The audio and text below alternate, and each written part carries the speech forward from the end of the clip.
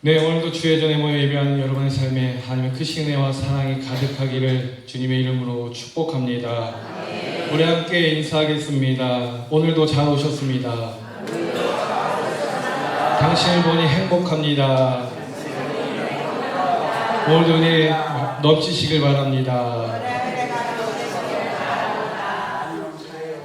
네, 서로 주고받는 인사 속에 주님도 함께 계심으로 그렇게 여러분을 만나주시고 말씀하시고 축복해 줄 믿습니다. 그 믿음으로 날마다 예배의 자리 잘 지켜가시길 주님의 이름으로 축복합니다. 저도 이제 어버이날이기도 해서 집에도 갔다 왔지만 또 처가댁에 잠시 다녀왔습니다. 아내 우리 작은 아버님 그 네 분과 같이 식사를 하는 중에 이러시는 거예요. 밥을 먹고 나서 물을 뜨러 간다는 겁니다. 가신대요. 요즘은 예전과 다르게 생수를 마트에서 사다가 먹지 않습니까? 물론 정수기도 있지만. 그런데 물을 길어서 드신다길래 좀 의아했습니다. 그런데 그 물이 어떤 물이냐 보니까 이런 겁니다. 어떤 이제 산 속에 있는 샘이 있는데 그 샘의 주인이 몸이 아팠었대요. 그래서 몸이 아파서 죽겠다 했는데 우연히 산에 올라가다가 그 샘을 발견하고 그 샘에 있는 물을 마시니까 몸이 좋아졌더라는 겁니다. 그래서 작은 아버님도 그동안은 그 아시죠? 저쪽 섬에서 나는 생수, 그 산땡수라고 있는데 그거를 사다 드셨다 하더라고요. 그런데 그 약수 얘기를 듣고 가서 그 약수를 떠서 먹어보니까 확실히 물맛이 다르더라. 그래서 그 이후로는 계속해서 그 물을 떠서 드신다 하더라고요. 그렇게 먹어본 사람들 사이에 입소문이 나가지고 막 전국 방방 곳곳에서 그 물을 뜨러 온다는 겁니다. 그러자 그 주인이 욕심이 생긴 겁니다. 어떤 욕심이요? 돈 욕심. 사유지였다고 하더라고요. 돈 욕심이 생겼대요. 그러니까 21세기 봉이 김선달처럼 그럼 내가 이걸 가지고 팔아야겠다. 그래서 그 물을 오는 사람들한테 돈을 받아서 팔았대요. 어떤 일이 일어났을까요? 그 사람이 부자가 됐을까요? 다시 그 사람이 아프기 시작했더라는 거예요. 그래, 내가 잘못했구나. 이 물이 나만을 위한 것이 아닌데 괜히 욕심 부려갖고 내가 다시 아팠구나. 그래서 그 이후로 다시 그냥 누구나 와서 물을 떠가십시오. 그렇게 이야기를 했더랍니다. 집에 오는 길에 제 아내가 그런 이야기를 하더라고요. 우리 교회에도 그런 샘이 하나 있었으면 좋겠다고 말합니다. 구산교회 땅에서 그런 약수가 나오면 아마 전국 방방 곳곳에서 물 마시러 몰려들 거 아닙니까? 그렇죠? 사실 여러분 그러면 큰일 납니다. 아실런지 모르겠지만 서울에 제가 살던 집 근처에 이단 교회가 있는데 자기네 물을 먹으면 병이 난다고 하면서 지금도 요 공터에 수도가를 해놓고 그 물을 마시게 한 데가 있어요. 말씀드리고자 하는 바 여러분, 주님만이 여러분 이게 참 중요합니다. 주님만이 우리 삶의 생명수가 되시는 줄 믿으시길 바랍니다. 그리고 이곳 구산교회가 주의 말씀이 솟아나는 생명샘이라 믿으시길 바랍니다. 주의 은혜가 풍족하여서 목마른 자가 찾아와서 원 없이 마시고도 흘러넘쳐 부족함이 없는 바로 그곳이 오늘 여러분이 계신 이곳 구산교회입니다. 그 은혜가 주님이 주신 생명수가 말씀의 폭포가 이곳에서 흘러나가 구산을 진천을 넘어 충북과 이 나라와 열방까지 흘러가는 그런 은혜가 있기를 주님의 이름으로 축복합니다. 그 은혜의 자리에 여러분들 함께 하시기를 바랍니다. 오늘은 야곱에 대한 이야기를 좀 나누고자 합니다. 우리 야곱 잘 아실 겁니다. 형 에서와 쌍둥이로 태어났습니다. 형은 털이 많다는 뜻이고요. 동생 야곱은 그 이름에 발꿈치를 잡다라는 뜻을 담고 있는데 그 말인즉슨 속이는 사람이란 의미를 갖고 있습니다. 그렇다고 해서 야곱이 무조건 사기꾼이라 말씀드린 건 아니에요. 그러나 어찌됐든 그의 이름처럼 야곱은요, 형의 장자권을 사들였고, 그러면서 어머니 리브가와 모의하여 아비 이삭으로부터 장자의 축복을 받은 인물이었습니다. 이 일로 인해 결국 고향을 떠나 외삼촌이 있는 하란으로 도망가게 되었어요. 오늘 말씀은 바로 그 야곱이 브엘세바를 떠나 하란으로 가는 길에 겪은 사건을 담고 있습니다. 아버지가 돌아가시면 내 동생을 죽이리라. 형 에서의 이야기를 들은 어미 리브가가 야곱을 외삼촌네 집에 보낸 거예요. 그렇기 때문에 당당히 떠난 길이 아니었습니다. 외롭고 무섭고 불안한 길이었어요. 며칠을 걸었습니다. 밤이 되었습니다. 밤이 되었으니 어찌합니까? 잠을 청합니다. 또 아침이 되니 또 걷습니다. 밤이 되었습니다. 또 잠을 청합니다. 그러던 중에 오늘 밤도 해가 지니 근처 돌 하나를 베고 잠을 청하게 되는 거예요. 그렇게 그저 돌 하나 베고 길가에 노숙할 수밖에 없는 그런 현 상황 속에 그가 누워 잠을 청할 때 그의 마음속에 어떤 생각이 들었을까요? 아, 피곤하니까 얼른 잠나 자자 그랬을까요? 하루도 아니고 이틀, 3일, 4일 그 걷는 길에 이후 야곱의 서원하는 그 모습을 보면 그가 피곤해서 그냥 바로 잠이 골아 떨어지거나 하지는 않았던 것 같아요. 힘들어했습니다. 야곱이 두려워했습니다. 불안함이 그의 마음을 가득 채우고 있었어요. 일반적으로 마음속에 불안이 생길 때 그 근원이 해결되지 않으면 시간이 가면 갈수록 그 불안감이 더 커집니다. 그러면서 우리로 주체할 수 없는 어려움을 갖게 합니다. 야곱도 그랬습니다. 하루하루 쫓겨가는 그 여정 속에 마음의 불안, 고민, 외로움 이런 것들이 점점 커져서 그 스스로 감당하지 못할 때가 되었는지도 모르겠습니다. 그렇게 지금 다시금 돌을 베개 삼아 잠이 들고 있던 거예요. 그날 밤에 야곱이 꿈을 꿨습니다. 환상을 보게 됩니다. 천사들이 층계를 오르락내리락하는 중에 층계 위에 계신 하나님을 보게 됩니다. 그때 하나님께서 말씀하십니다. 나는 주다. 너의 할아버지 아브라함을 보살펴준 하나님이요 너의 아버지 이삭을 보살펴준 하나님이다. 그러면서 덧붙이시기를 내가 너와 함께 있어서 내가 어디로 가든지 너를 지켜주며 내가 너를 다시 이 땅으로 데려오겠다. 내가 너에게 약속한 것을 다 이루기까지 내가 너를 떠나지 않겠다. 앞서 말씀드렸습니다. 하란으로 떠나는 그 야곱의 그 발걸음, 쫓겨가는 그 발걸음 속에 외로움도 있고 두려움도 있고 불안이 자리하고 있었다고 말이에요.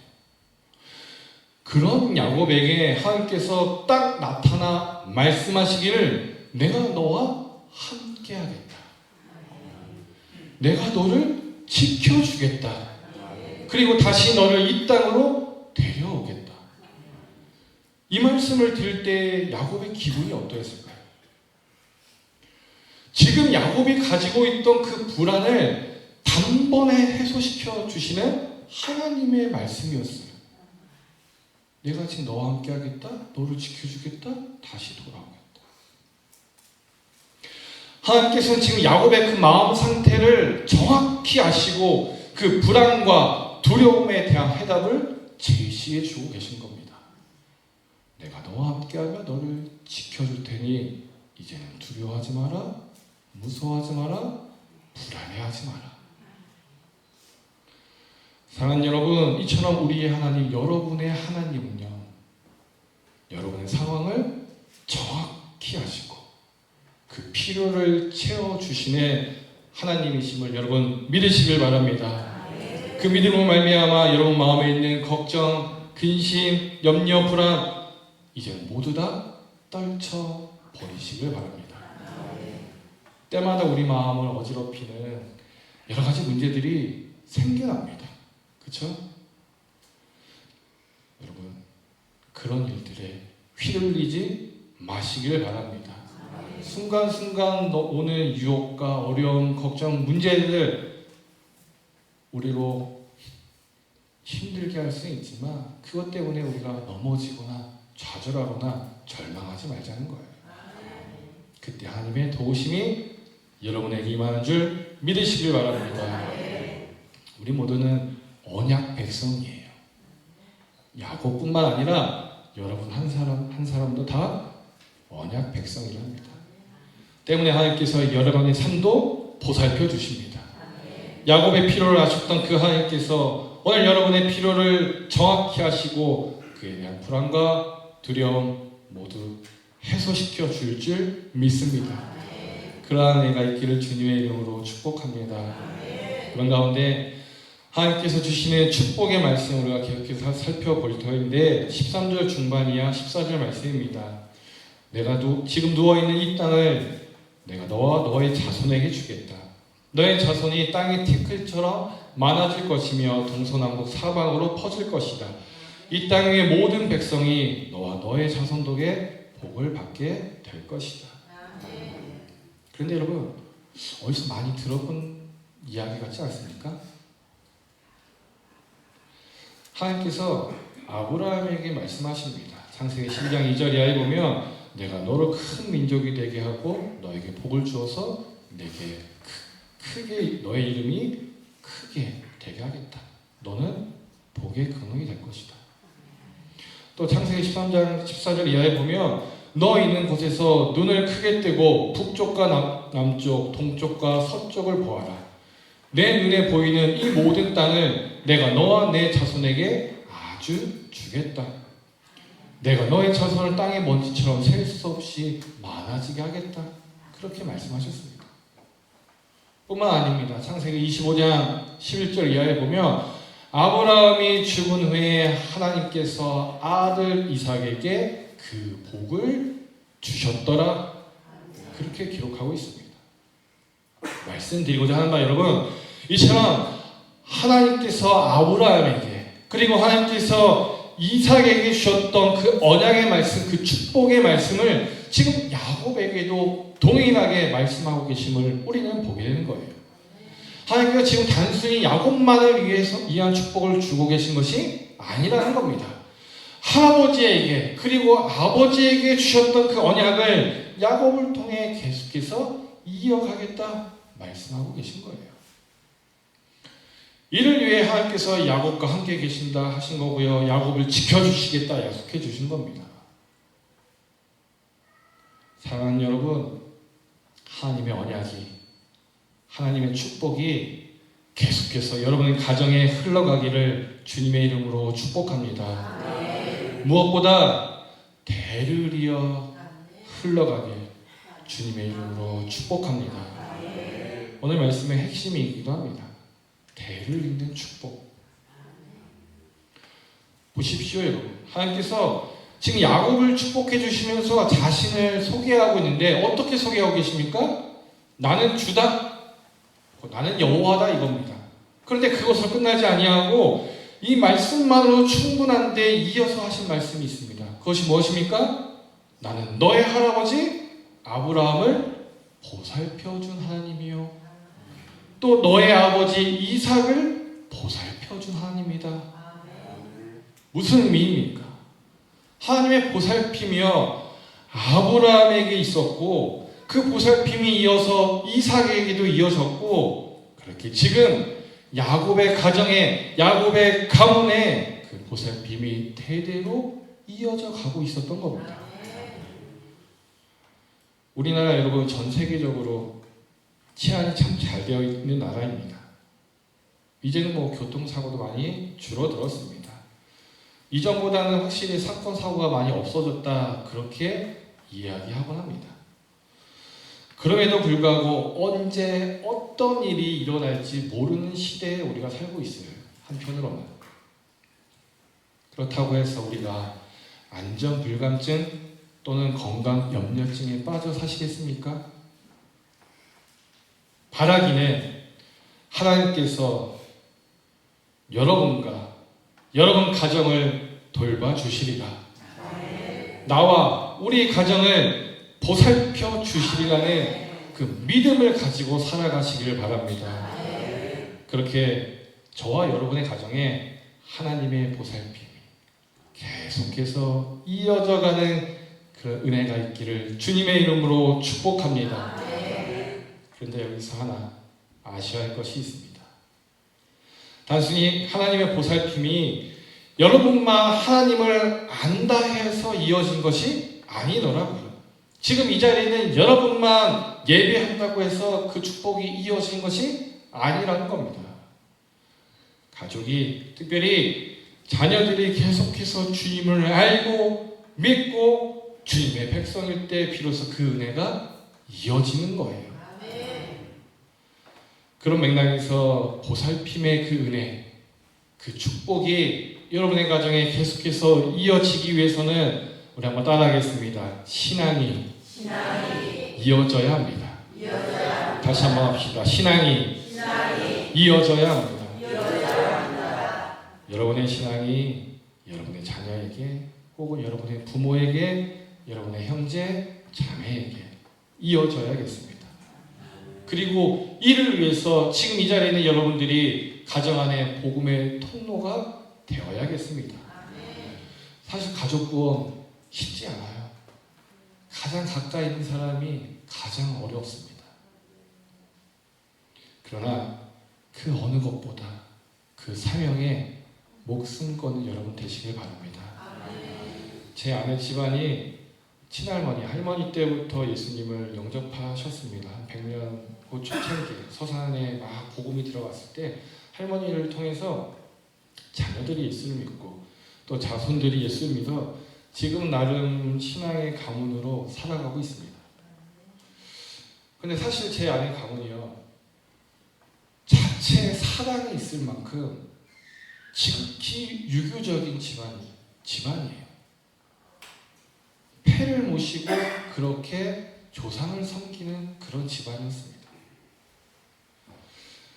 그러다 보니까 다들 다른 집안 사람들 눈치도 있고 또 자기 가문에 흘러내려온 그 가풍이 있었기 때문에 저희 장인 어른이 마음처럼 교회 나오기가 쉽지 않았습니다. 그 집안의 대를 이어서 제사를 지낼 어른이셨거든요. 장남의 장손의 그 전체 집안을 이끌어갈 수장 같은 분이었어요. 그러니 유기적인 것들을 다 내려놓고 교회 나오기가 쉽지 않았던 겁니다. 할머니가 그 어머니부터 다니셨는데 그런 상황이 그로 하여금 예배하지 못하게 하는 상황이 되었어요. 그래서 제 아내가 또 장모님이 또 주변에 여러 형제 자녀들이 그렇게 말씀드려도 교회 가야지요, 예수 믿어야지요 해도 마음은 알았다 하지만 쉽사리 예배하지 못하고 교회 나오지 못하시더라고요. 근데 기적이 일어났습니다.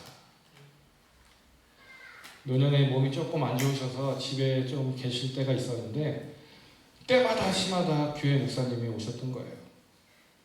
또 때마다 시마다 어쨌든 장모님 뭐 아시는 분들, 권사님 뭐 이런 분들이 오셔가지고 늘 말씀하시는 겁니다. 그래도 교회 나오셔야죠. 그래도 예배 드리셔야죠. 그래도 예수님 복음 받아들이셔야죠. 어떤 일이 일어났을까요?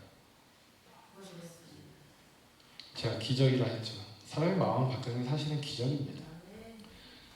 결국 믿음을 고백하시고 세례 받으셨습니다. 그리고 제가 막내 사이로, 저 와이프가 막내거든요.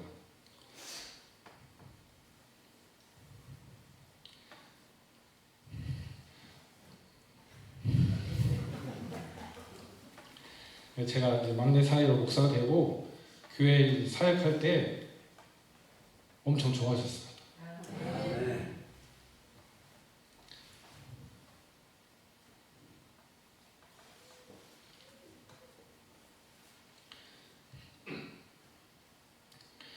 이런 또 와이프한테 혼나는데요, 제가.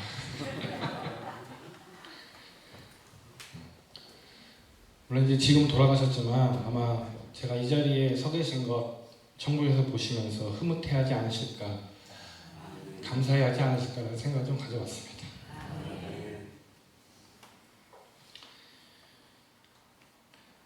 사람의 마음이 완고하여 열리지 않는 듯하나 두드리면 열립니다.